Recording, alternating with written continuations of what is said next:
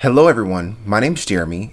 As a part of my 2022 intention, which is to focus on self, significant other, and success, I'm going to update you on my journey with chasing purpose. My purpose in life is to help people operate at their highest potential through self awareness, which to me means helping people realize that they are not their physical body, they are not their emotions, their feelings, their trauma, or anything that has happened to them, but the awareness that all of that has happened. The more that you practice that self-awareness, the more you have a space in between what's happening to you in life and how you respond. And my hope is that with that self-awareness that people gain, that they focus on making favorable decisions, hopefully in chasing their purpose. It's similar to The Wizard of Oz, where at first we believe that The Wizard of Oz is the machine that we interact with, when in reality, it's the presence behind the curtain.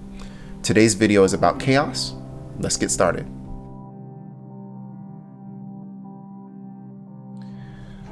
In reflecting, I'm learning to get through chaos or to embrace chaos or go with the flow of chaos by doing a few things.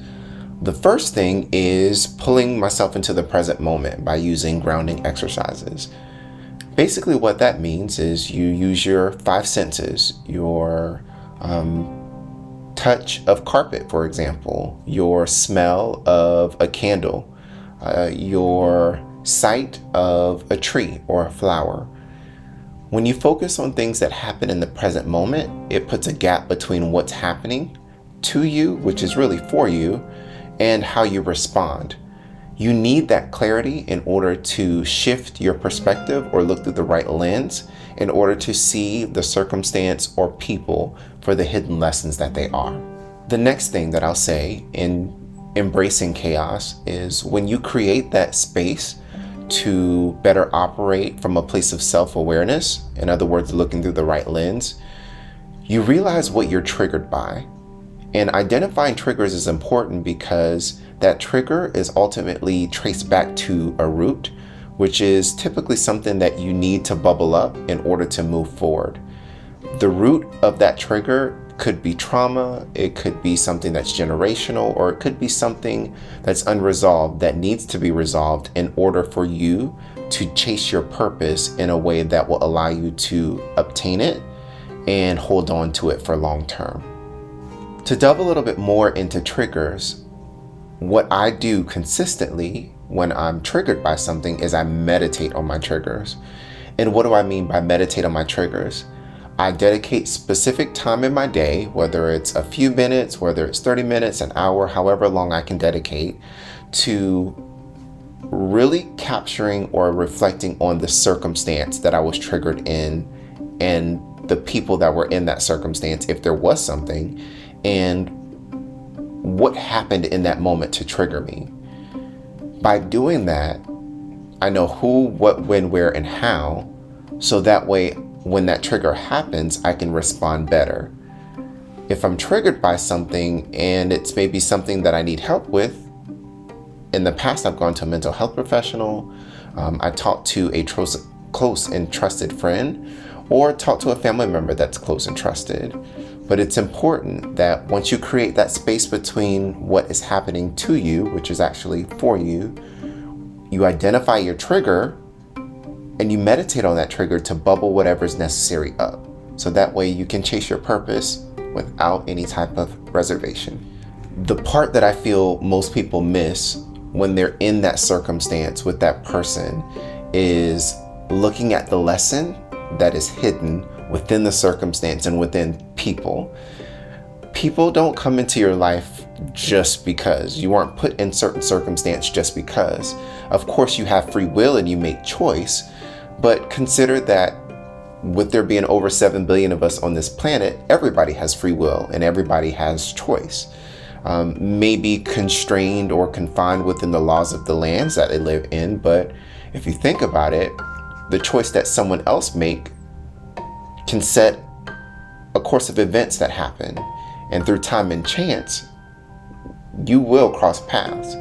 And with that being said, whether it's somebody cutting you off in traffic, whether it's somebody giving you what you need in the moment that they give it to you via words of affirmation, whether it's somebody paying it forward, or helping you in some unexplained way, there's a lesson in it.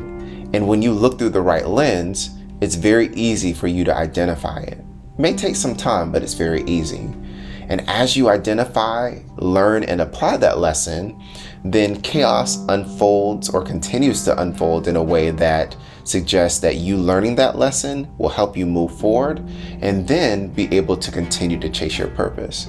Without that lesson, you won't be able to fully grasp your purpose in life, which means that you might obtain it and not be able to hold on to it or never get to it. So that's really important that you learn and apply your lessons. The last thing that I'll say about chaos is that you have to give yourself grace.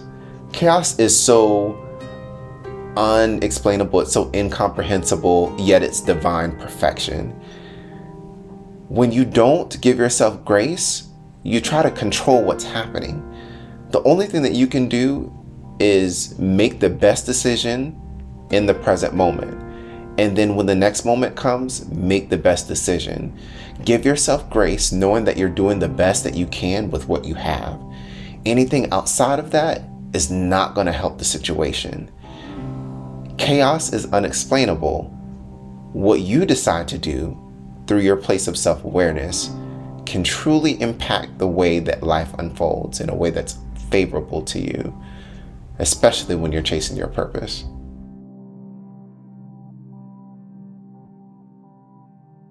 So now that we've talked about chaos, let's recap and connect everything that we've talked about so far in this chasing purpose journey. First, we identified what our purpose is, which is at the center or the crux or the intersection of the lessons of life that help undo the things that have happened to you and your family lines, the lessons meant to help mold and shape you and be ready for your purpose, your gifts, talents, and what you can be of service to people with.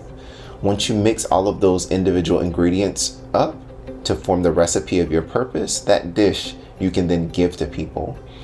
Once you've identified your purpose, then we talked about where's your energy going? Is your energy going into people? Is it going into materialistic things? Is it going into places, your job? If you don't have the right energy or the energy to chase your purpose, then your purpose may never be fulfilled.